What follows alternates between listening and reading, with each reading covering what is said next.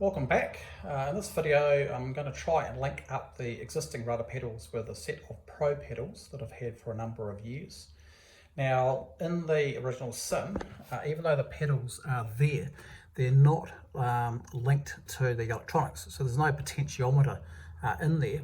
Now I could rip all this stuff out and put in a set of ProPedals in their place, but the problem is the stick, which is connected through here, there's a spring right through that box, so you can't put pedals underneath that. I've looked at various ways of doing it and I want to keep it original.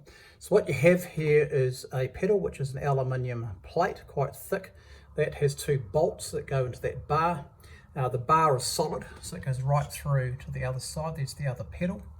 So you do get some forward movement and some back movement, which will enable me, if I link it to other pedals, calibrate it so it will work. I've done some tests on that. On the left hand side, you've got an arm on the pedal on the end of that bar. That's connected to that spring on the left hand side. That provides some tension.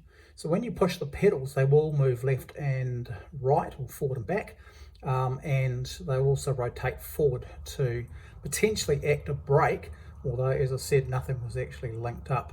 So let's have a look at how the pedals work and what movement I've got. So here I am sitting in the cockpit with my feet on the pedals. So if I push that pedal forward, you can see there is some movement. If I push the other pedal, it'll come back. Now I've run tests and that movement will be enough once calibrated and connected to the pedals in the front to work the rudder. Now you can see again on the left hand side, you've got that arm there, so the pedals also rotate forward like that, which could potentially act a brake. They're also adjustable, so by pushing it forward they can slide backwards and then they re-lock in position, or I can push it forward and then run the pedals forward and then re-lock it in position there. Now I don't think I'm going to be able to do that once I connect it to the pedals, unless I have rollers on the pedals in the front and they also move forward and back, but that's just getting too complicated. So I may have to lock these pedals in place at an intermediate range that will suit most people. Coming around the front, we can have a look at the ProPedals. Just move the wires away there. So you can see that floor's a bit lower than the cockpit floor. But the idea will be to run a linkage from the bottom of the inside of the original pedal to the outside down here of the ProPedals. And then also at the top, I could potentially put in that position there another linkage that would go to the outside down here, and that could operate the brakes. So the ProPedals, you can see by obviously moving them forward and back, it's the way they operate, and then the brakes are on the toes there. They operate individually, and with the way that's set up with that solid bar, that wouldn't actually work individually. But if you did rotate the pedals forward, potentially both of these will go down. So it will activate both brakes at the same time. Having worked out a plan to connect everything up, I then started doing some detailed measurements and drawings. So these were the first drawings that I did. So here's the drawing of the ProPedals. And the outside measurement from the edge of the pedal to there and there was 308 millimeters. So when I started measuring up the original pedals in the A-4K cockpit, it was a bit hard because we had the box in the middle, but I worked out the distance of that and then the gap in between. And you can see that the measurement there was 292, so it wasn't a lot off 308. So it obviously made sense to run a connecting rod, push rod, from this point to the outside of the ProPedal.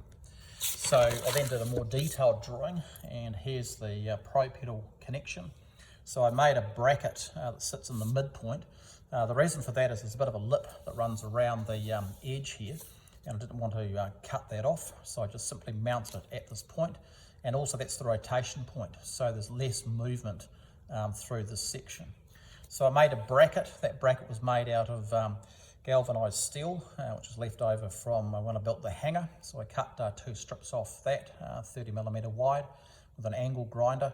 And then I drilled 4 holes through the plate and then push the bolts through to connect it. I put the heads of the bolts underneath because then they wouldn't snag with the wires that are inside the ProPedal for the actual potentiometers.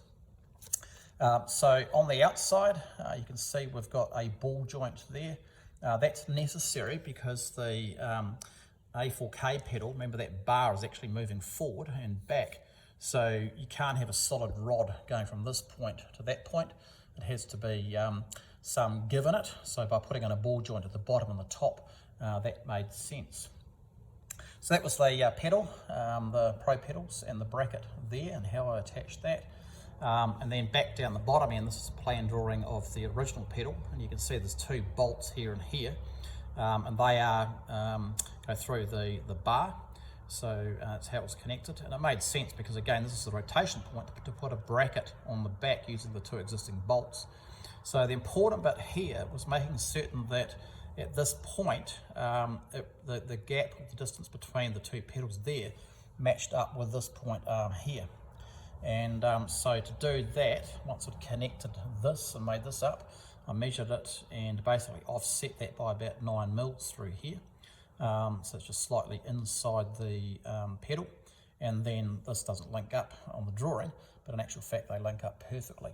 So you've got straight fore aft, and there's no sort of angle to the actual push rods themselves. So the components I bought basically were these ball joints here, and you can see on them they have RR or LL, and that's for right hand thread or left hand thread. So when you buy them, you need to make certain that the ball joint thread matches the push rod that you're going to buy and attach to it. So there's a little bit of learning in that process. So I had to work out the obviously inside outside diameters of bars and rods, and also the thread pitch. Makes certain that it all matches up. But anyway, these are about 250mm long, and that's what I used to connect the ProPedals to the existing pedals. Okay, so let's check out how all this worked out. You can see there's the original pedal, and on the back of that is the bracket. There's the ball joint, and here we have the push rod coming back to the ProPedals. So if you can see down there, that's all lined up perfectly on both sides and all ready to go. Now what was quite incredible was the fact that the ProPedals actually sat within the lower floor of the flight sim. You can see at the front here, literally it's only 1 centimetre to spare. And of course the connection for the ProPedals that goes out through a USB cable to the computer just goes through that wee hole. That's where the original cables used to go out. But it just sits in there perfectly, and I thought I was going to have to make a false floor to get the pedals higher. But you can see with the connection being halfway up the pedal and the ProPedal and lower down on the original A4 pedal, the height difference wasn't that great. So didn't have to do anything, didn't have to take this down, bolt it to the lower floor, and I didn't have to raise it up. So that made life very much easier. So anyway, the proof is in the pudding, so let's go and check out to see how the rudder pedals now work. Okay, so here we are sitting in the simulator, and we're looking at the A4K throttle. On the end here is the rotary potentiometer that I was using to operate the rudder pedals, which is less than ideal. So now with things connected up, the first thing we have to do is to go into MobiFlight, and MobiFlight is what connects the simulator to the computer. Now under input configurations, here are all the things that I've actually connected, and down here we've got rudder, so I deselected that. So we'll minimize that because we need that running in the background to operate the game. Down the bottom we'll just open up Flight Sim 2020. And you can see here the various sensitivities for the different axes. So on the right is the Z or Z axis, and that is the rudder pedals. So the wee dot in the middle is the neutral position. If I push the left pedal, you can see that changing. Likewise, the right pedal changes and then back to neutral. So we can alter the sensitivities here, the dead zone, neutral, extremity dead zone or reactivity. So all those things have an effect. And that's necessary in my case because the rudder bar that the original pedals were connected to is very limited for aft movement, and I needed to get the full range out of the ProPedals. So we'll just close all that and we'll open up the game and resume. And here we are. We don't have an A-4K here because that's in DCS, but this is the next best thing, which is the F-18.